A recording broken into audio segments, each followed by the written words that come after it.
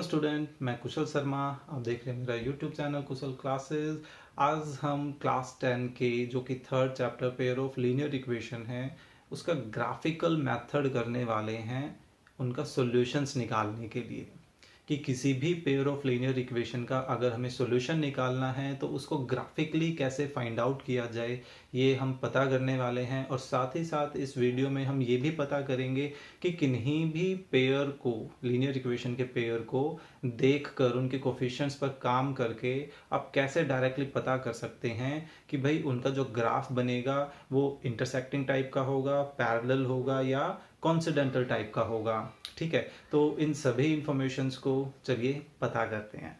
तो देखिए, first exercise में हमने ग्राफिकल रिप्रेजेंटेशन की थी pair of linear equation in two variables की, है ना।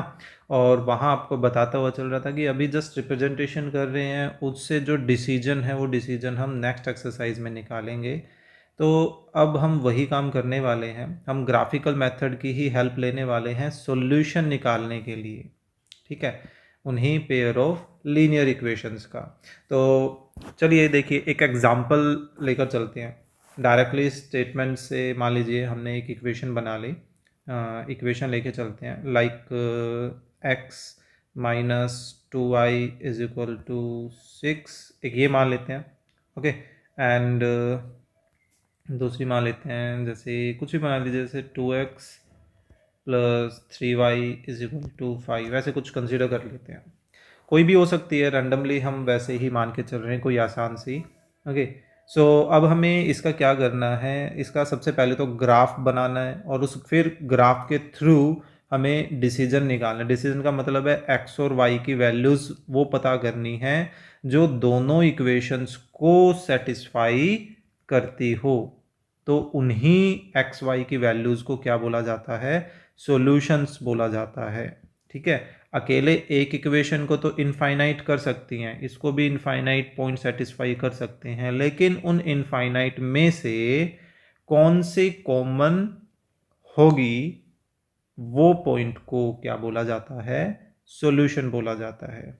ठीक है, मैंने जान करके यहाँ पर एक स्ट्रक्चर की हेल्प ली है जो हम इस मेथड के बाद करने वाले हैं, क्योंकि फर्स्ट एक्सरसाइज में हम देख कर आए थे कि कोई दो लाइन जो है वो पैरेलल भी हो सकती है, कॉन्सिडेंटल भी हो सकती है, इंटरसेक्टिंग भी हो सकती है। तो मैंने जो यहाँ एग्जांपल कंसीडर किए हैं वो इस तरह के कंसीडर किए हैं कि एक इंटरसेक्टिंग का रिजल्ट आए। ठीक है, तो मैंने कैसे वो पता किया वो इस मेथड के बाद एक्सप्लेन करता हूँ। ठीक है, तो चलिए देखिए स्टार्ट करते हैं। इसके हमें सॉल्यूशंस निकालने हैं, तो डायरेक्टली टेबल बना लेते हैं। टेबल बनानी अब तक हम ऑलरेडी सीख चुके हैं, तो उस पर ज़्यादा टाइम वेस्ट नहीं करना चाहता मैं।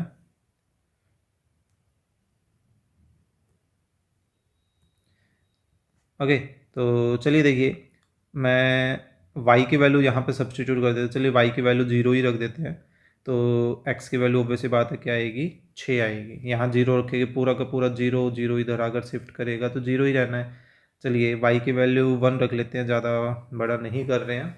सो x की वैल्यू कितनी हो जाएगी, 1 रखेंगे तो ये -2 बनेगा, -2 इधर आकर प्लस का 2 बनेगा, तो 6 और 2 8, या सॉरी मैं 2 लिख गया, 8।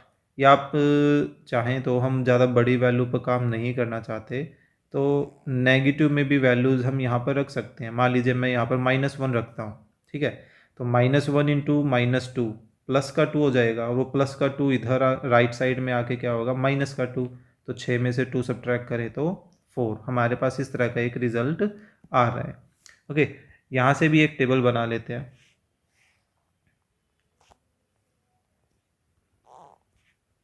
वैसे 2 ही पॉइंट काफ़ी होते हैं, बस समझाने के लिए वो तीसरा पॉइंट निकाल दिया था। ओके, सो कोई ऐसी वैल्यूज़ जो इसमें हम सब्स्टिट्यूट करें। मान लीजिए मैं यहाँ पर y की वैल्यू को 2 सब्स्टिट्यूट कर रहा हूँ ना, 2 फिर 1 ही रख रहे हैं, 1 सब्स्टिट्यूट कर रहे हैं। अब करके भी देख सकते हैं। ऑब्वियसली बात है, करके तो एग्ज़ाम में हमें दिखाना ही है, बस हम फिलहाल के लिए टाइम बचाने के लिए ऐसा काम कर रहे थे। तो देखिए x की वैल्यू कितनी आ जाएगी, इसको डिवाइड करके 1 आ जाएगी, है ना। सो अब y की वैल्यू को 3 सब्स्टिट्यूट कर लेते हैं। सो 3 × 3 9, 9 उधर जाकर सब्ट्रैक्ट करेगा तो ये कितना बन गया -4। तो -4 को जब ये 2 इधर आकर डिवाइड करेगा तो क्या बना -2 बना। ठीक है, तो फिलहाल हमारे पास दोनों की टेबल्स जो हैं वो हमने तैयार कर ली है। अब हम इनसे ग्राफ प्लॉट करते हैं। तो x की जो हाईएस्ट वैल्यू है वो हम 6 और 4 को ही कंसिडर कर लेते हैं, हमारे लिए ही कहीं ना कहीं बेटर है। तो ऐसा करते हैं, इस पॉइंट को हटा ही देते हैं और यहाँ पर भी x की वैल्यू यही है और मिनिमम वैल्यू जो है -2 तक गई हुई है।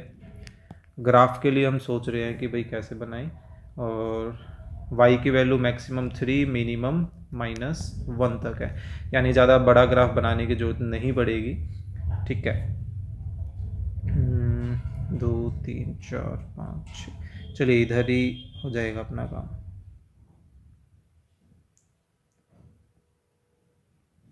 ठीक है, तो ये हो गया। यहाँ पर -1 कंसिडर कर लेते हैं, ये अपना ओरिजिन का पार्ट हो जाएगा।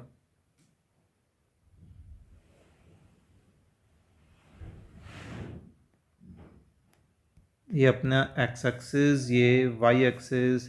सो 1 2 3 4 5 6, मैक्सिमम 6 तक ही चाहिए हमें, है ना। और y की मैक्सिमम 1 2 एंड 3 तक हमें काम करना है। ओके, x के -1 और -2 तक हमें जाना है, -2 तक जाना है। तो चलिए देखिए, जो पहला पॉइंट है 6 0, इस 6 0 पर काम करते हैं। 6 0 क्या हो जाएगा, 6 यहाँ और फिर देन 0, दैट मीन्स कि हमें कहीं पर मूव करने की ज़रूरत नहीं है, ये अपना पॉइंट आ गया। ठीक है, देन 4 -1, सो 4 -1, तो पहले 4 यहाँ आ गए, फिर -1 यहाँ नीचे आ गए, दैट मीन्स कि यहाँ पहुँच गए हम। तो इन दोनों पॉइंट्स को प्लॉट कर लेते हैं। सो ऐसे कुछ थोड़ा सा उधर हो गया, कोई बात नहीं। अरे चलिए दोबारा प्लॉट कर देते हैं। ये ठीक है। ओके, एक ये तो अपने फर्स्ट लाइन की इक्वेशन का ग्राफ हमने तैयार कर लिया। नेक्स्ट है 1 1। ओके, सो 1 एंड 1 यहाँ हमें प्लॉट करना है। तो एक पॉइंट तो ये हो गया, एंड देन -2 3, सो -2 एंड देन 3 हमें इधर जाना है। सो ये एक पॉइंट होगा। सो अब इन दोनों को आपस में प्लॉट करके देखते हैं। सो ये तो ऐसा लग रहा है भाई यहाँ पर मिल रहे हैं। ठीक है, हल्का फुल्का, कोई बात नहीं, अंदाज़ा ही लेना है हमें। तो देखिए, दो पॉइंट थे, एक तो ये था क्या 4 -1, और ये था हमारे पास 6 0, and that one is 1 1, and that one is -2 3। और ये दोनों देखिए आपस में एक दूसरे को कहाँ इंटरसेक्ट कर रहे हैं, इधर, ये जो कि क्या है 4 -1 है। ठीक है, तो अकॉर्डिंग टू दैट हम मान के चलते हैं कि ये बिल्कुल सही है। इसको हम बाद में ग्राफ पे प्लॉट भी करके देखेंगे एप्लीकेशन में। तो अब देखिए, ये इंटरसेक्ट जहाँ कर रहे हैं वहाँ से आप x पर एक परपेंडिकुलर डाल लीजिए और y पर एक परपेंडिकुलर डाल लीजिए। तो इससे आपको ये पता चलेगा कि एक्चुअली x की और y की जो वैल्यूज़ है वो क्या आ रही है। बाकी कोऑर्डिनेट से भी पता चल ही रहा है, कोई कंपल्सन नहीं है। तो यहाँ से आपको डिसीजन लेना है। तो यहाँ से आपको क्या पता चला भाई, जो x है, x का जो रिजल्ट आ रहा है वो 4 आ रहा है और y का -1 आ रहा है। दैट मीन्स कि 4 -1 क्या है, इज़ अ सॉल्यूशन किसका, solution of that pair of linear equation in 2 variable का। ठीक है, तो चलिए इन दोनों इक्वेशंस को हम एप्लीकेशन में भी प्लॉट करके देखते हैं कि हमारा जो ग्राफ बना है वो सही बना है या नहीं बना है। तो फर्स्ट इक्वेशन क्या है अपनी, x - 2y = 6। ठीक है, ध्यान रखना। सो x - 2y = एक सेकेंड,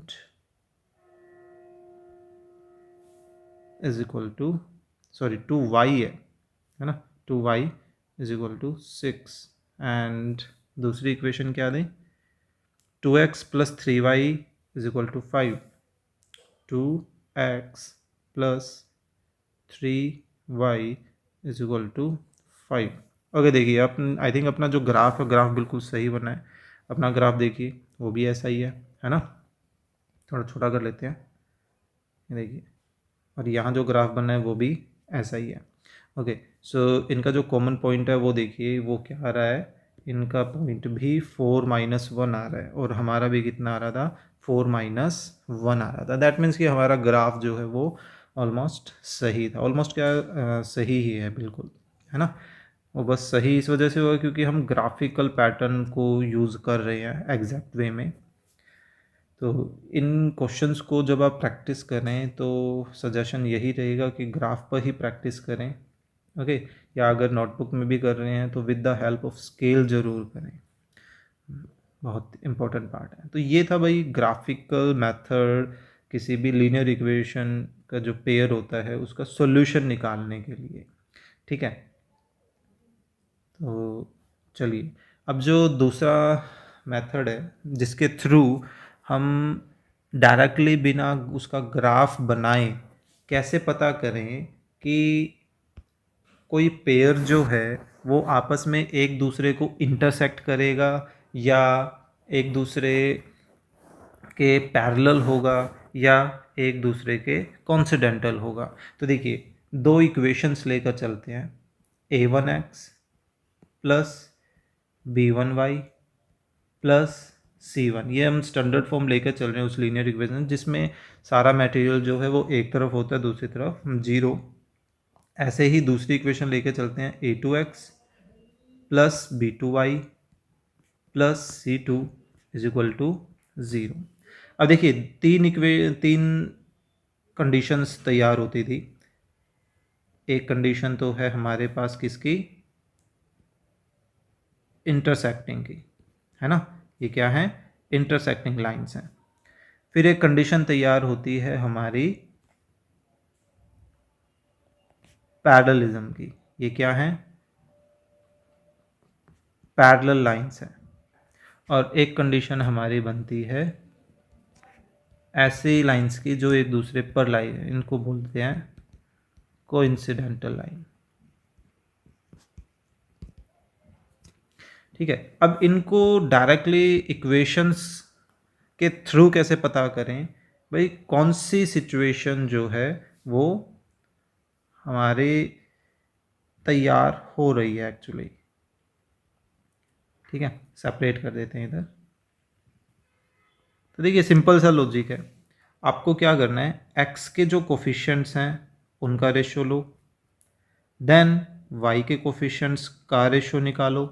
अब जब रेशियो निकालेंगे तो ये ध्यान रखें भाई, x का कोफिशिएंट का रेशियो निकालते वक्त जिस इक्वेशन का कोफिशिएंट आपने न्यूमरेटर में रखा है y के कोफिशिएंट भी कोरोस्पोंडिंग वे में हो, ठीक है। ऐसा ना हो कि भाई आप x का कोफिशिएंट पहली इक्वेशन का तो ऊपर रखें और जब b के कोफिशिएंट का रेशियो निकालने की बात आए तो आप सेकंड इक्वेशन का कोफिशिएंट ऊपर और फर्स्ट इक्वेशन का नीचे कर दे, तो ऑब्वियसली बात है वहाँ गलती होने के फुल चांसेस हो जाएंगे। ओके, या आपका ऑब्वियसली बात है रिजल्ट गलत आएगा।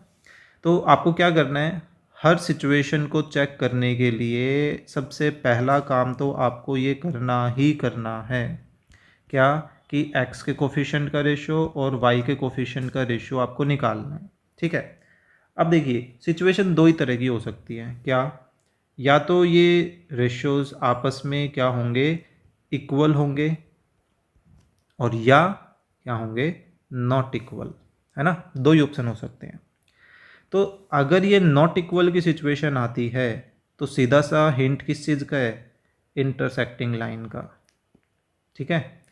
तो अब आप एक चीज़ नोटिस कीजिए, मैंने जो एग्जांपल लिया था उसमें यहाँ पर फर्स्ट इक्वेशन में x का कोफिशिएंट 1 है ना, और दूसरे वाले में x का कोफिशिएंट कितना है, 2 है, एंड देन y का कोफिशिएंट कितना है यहाँ पर, -2, और दूसरे में y का कोफिशिएंट कितना है, 3 है।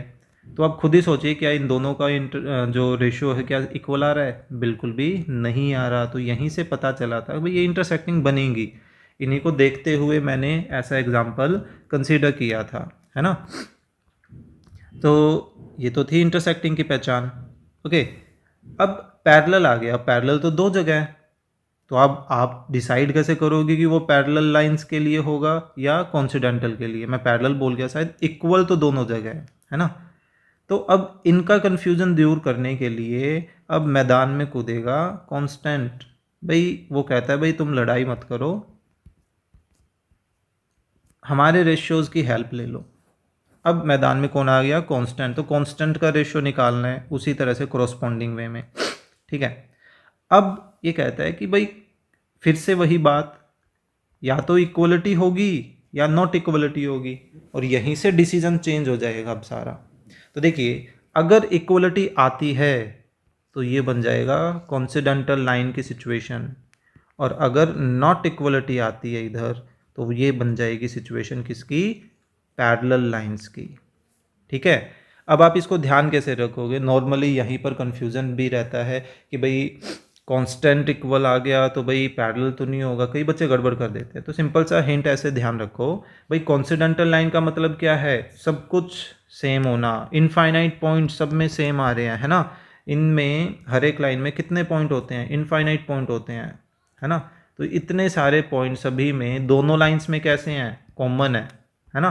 तो सब कुछ कॉमन यानी कि सारे रेशियो भी कॉमन, आप ऐसे ध्यान रख सकते हैं। तो बचा क्या? नॉट इक्वलिटी वाला पार्ट बच गया, ठीक है। तो ये था सिंपल सा लॉजिक कि किसी भी कोफिशिएंट्स को देखकर आप डिसाइड कर सकते हैं कि भाई वो दोनों इक्वेशंस आपस में कैसी होंगी, ठीक है। कॉन्सिडेंटल होंगी या पैरेलल होंगी या इंटरसेक्टिंग होंगी। अब इनसे भी डिसीजन कैसे लिया जाए कि भाई देखिए यहाँ पर एक ही पॉइंट जो है इन दोनों लाइन में, इंटरसेक्टिंग लाइंस में क्या है? कॉमन है ना। कितने पॉइंट कॉमन है?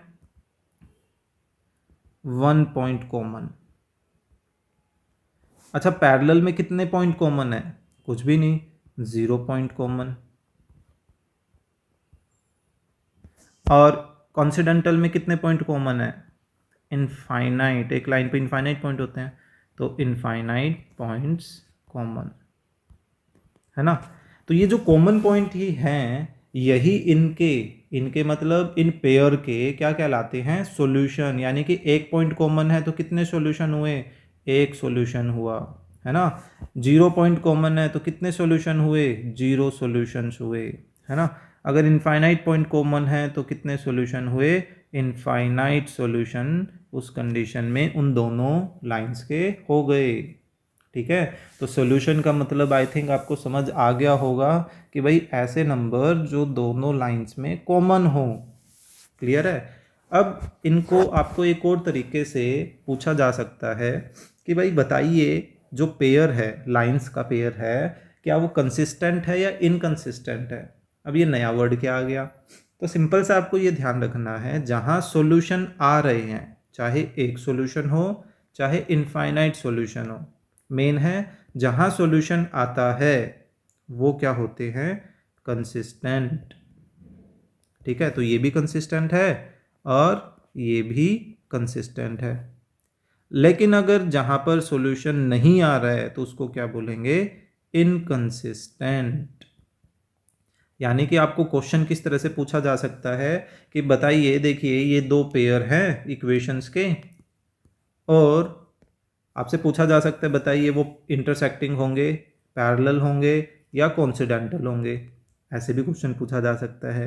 या ये पूछा जा सकता है बताइए उसका एक सॉल्यूशन होगा या 0 सॉल्यूशन होगा या इनफाइनाइट सॉल्यूशन होगा। या ऐसे भी पूछा जा सकता है कि कंसिस्टेंट है या इनकंसिस्टेंट है। किसी भी वे में उससे पूछा जा सकता है। तो आपको हर तरीके के बारे में पता होना चाहिए, ठीक है। तो देखिए जैसे कोई एग्जांपल लेते हैं, हालांकि जो अभी हमने ग्राफ तैयार किया था वो इसी का एग्जाम्पल ही था, किसका? इंटरसेक्टिंग लाइन का, है ना। तो एक और कोई एग्जाम्पल लेके चलते हैं। मान लीजिए 2x + 3y = 4 कर दीजिए। वो ये जो कांस्टेंट है वो आप कहीं पर शिफ्ट कर दीजिए, चाहे इधर शिफ्ट कर दीजिए, उसे कोई फ़र्क नहीं पड़ना। अब देखिए, मान लीजिए आपको कोई ये बोल दे कि इंटरसेक्टिंग लाइन तैयार कीजिए जो इसके साथ इंटरसेक्ट करे। तो आप एक सिंपल सा तरीका क्या कर सकते हैं इनके मैग्नीट्यूड को रखो सेम, किनके मैग्नीट्यूड को, एक्स और वाई वालों को। बस इनका साइन जो है ना, किसी एक का साइन चेंज कर दो, या तो वाई का साइन चेंज कर दो या एक्स का साइन चेंज कर दो। आप नोटिस करोगे कि इनका जो रेशियो है वो रेशियो डिफरेंट आएगा। अब रेशियो कितना आ रहा है, -1। यहाँ रेशियो कितना आ रहा है, 1। ऑब्वियस सी बात है, नॉट इक्वल होते हैं, है ना। अगर मान लीजिए मैं सेम सिचुएशन लेके चल रहा हूँ, लेकिन आपको ये कोई ये बोले भाई इसके पैरेलल एक लाइन तैयार करो, तो आपको ये पता है भाई जो एक्स और वाई का कोफिशिएंट है वो तो हमें क्या करना है, सेम करना है। तो आप क्या कर सकते हो, एक्स और वाई के कोफिशिएंट्स को आपको दुगना, 3 गुना या जस्ट साइन इंटरचेंज कर दो कि -2x और -3y। यहाँ से भी रेशियो -1 आएगा और इन दोनों से भी रेशियो -1 आएगा, है ना। या हमने दुगना कर दिया, लेकिन हमें ये पता है भाई कांस्टेंट वाला जो रेशियो है वो सेम नहीं होना चाहिए। अब यहाँ तो आप दुगना कर रहे हो, यहाँ भी दुगना कर रहे हो, तो ऑब्वियस सी बात है यहाँ दुगना मत करो, 3 गुना कर दो या 4 गुना कर दो या सेम लिख दो, है ना। तो भी आपकी पैरेलल की सिचुएशन जो है वो तैयार हो जाएगी। अब देखो मैंने यहाँ पे -1 रखा है, यहाँ भी सॉरी कहाँ गया, ये रहा -1। तो -1 तो 1 का रेशियो आ गया, जबकि यहाँ पर रेशियो -1 का आ रहा था, यहाँ भी रेशियो -1 का आ रहा था। समझ आ रहा है। ऐसे ही ये मान लीजिए आपको ये कहे भाई इसके कॉन्सिडेंटल एक लाइन तैयार करो, तो आप क्या करोगे, सबको या तो दुगना कर दीजिए, सबको 3 गुना कर दीजिए, या सबके साइन चेंज कर दीजिए, जैसे -2x, -3y और +4। तो ये भी क्या होगा, एक कॉन्सिडेंटल लाइन होगी। या इसका सबका दुगना कर दीजिए, लेकिन साइन कोरस्पॉन्डिंग वे में रखना, जैसे दुगना करने हैं सिर्फ, सो 6y -8 = 0। तो अब भी रेशियो क्या आएंगे, सब सेम आएंगे। तो ये जो काम अभी हमने इस इंट्रोडक्शन में किया है, कंप्लीटली बिल्कुल सेम काम हम 3.2 एक्सरसाइज में करने वाले हैं, ठीक है। सो आई होप ये जो इन्फॉर्मेशन आपको प्रोवाइड करवाई गई है ये आपको समझ आई होगी, आपका डाउट क्लियर हुआ होगा। अगर ऐसा है तो please click the like button and share the video with your classmate. और अगर आप चैनल पर नए हैं तो please subscribe the channel. Thank you.